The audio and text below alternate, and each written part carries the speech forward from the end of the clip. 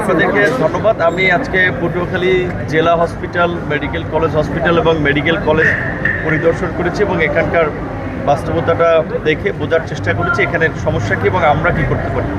সমস্যার মধ্যে আমরা দেখেছি যে আসলে একেবারেই সীমিত অবকাঠামো এবং জনবল নিয়ে একটা বিশাল জেলার লোকজনকে তারা চিকিৎসা সেবা দিচ্ছে।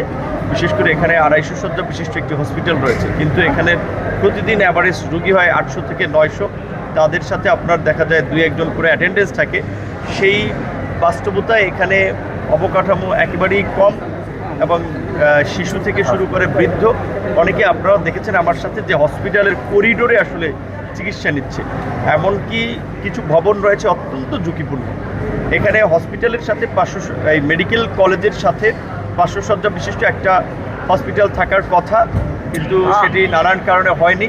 250 শয্যা বিশিষ্ট একটি হসপিটাল হয়েছে। আমাদের প্রচেষ্টা থাকবে যে মেডিকেল কলেজের জন্য জেলা হসপিটালের বাইরে আলাদাই একটা পূর্ণাঙ্গ 500 শয্যা বিশিষ্ট হসপিটাল।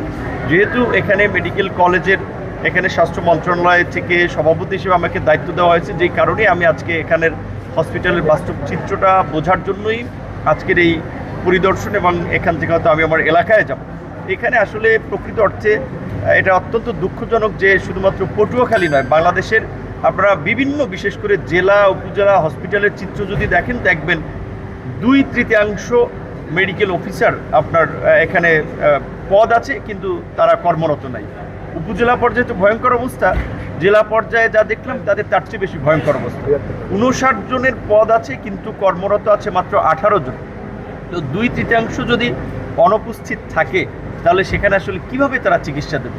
এটা বলতে গেলে বাংলাদেশের মতো একটা দেশে জেলা উপজেলা পর্যায়ে হসপিটালে চিকিৎসা নিয়ে মানুষ সুস্থ হচ্ছে এবং এই পরিবেশে সেটা আসলে আল্লাহর বিশেষ রহমত ছাড়া এইটা সম্ভব ছিল না। তো মাননীয় প্রধানমন্ত্রী যেহেতু স্বাস্থ্য ব্যবস্থার উপরে একটি আলাদা গুরুত্ব দিয়েছেন, আপনারা জানেন যে সরকারের আপনার স্বাস্থ্য খাতের দর্শন অনুযায়ী যে সবার জন্য স্বাস্থ্য, তারই অংশ হিসেবে হেলথ কার্ড চালু হবে এবং জেলা পর্যায়ে বিশেষ করে আপনার বিভাগীয় পর্যায়ে মেডিকেল কলেজ এবং হসপিটালের চিকিৎসার মান বৃদ্ধি, জনবল বৃদ্ধির মাধ্যমে সরকার জনগণের দোরগোড়ায় স্বাস্থ্যসেবাকে নিয়ে যাওয়ার বা পৌঁছে দেওয়ার চেষ্টা করছে। তারই অংশ হিসেবে আমাদের মন্ত্রী এমপি তাদেরকে স্পেশালি হসপিটালগুলোর দায়িত্ব দিচ্ছে যে যাতে এর পরিবেশের উন্নতি করা যায়।